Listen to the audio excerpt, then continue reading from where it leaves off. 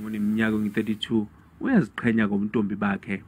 Le ntombi eyisosha embuthweni SA Air Force ithi yaqala uhamba umkhosi womhlanga ilandela ezinyathelweni zodadewabo ngenkathi isencane. Uthi akabange esabheka emuva.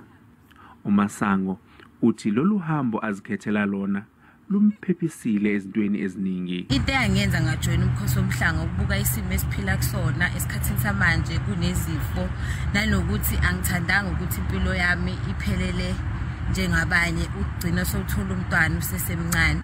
Lomkhosi usuthole ukugxekwa kakhulu phambilini. Kukhalwa ngokuthi kuhlukunyezwa amalungelo ezintombi. Abanye bongoti kwezamasiko bayakuphikisa lokhu. Awaphoqo anelungelo awayi, angathandi awayi emhlangeni, angathandi awahlolo, awaphoqa umuntu. Kodwa amantombazane ayazisukela ngoba afuna njalo ukuthi ahlale igcinile. uMazibuko uthi umhlanga uyasiza kakhulu ekufundiseni amantombazane ngokukhulelwa esemancane, ezempilo kanye nokuziphatha. Umnyango wezemfundo yisisekelo uthi angaphezulu kuka-90,000 amantombazane akuleli aneminyaka ephakathi kuka-10 kuya ku-19 azithola ekhulelwa kusukela ngo-April ka-2021 ukuya ku-March 2022.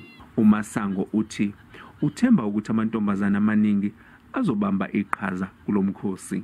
Into engingayiluleka ngayo abantu abasha ukuthi kuhle futhi kumnandi ukuphila impilo yokuyikhethela wena. Kuhle ukujoyina umkhosi womhlanga ngoba emkhosini womhlanga ziningi izinto esifundayo. Umkhosi womhlanga wavuselelwa yiSilo esibuzile uGuduluzwelithini kaBhekuzulu ngo-1990 egqugquzela ukuzithiba kwezocansi kwamantombazane ethi awagxile ekufundeni. Londi Khadebe, SABC News, eMlazi.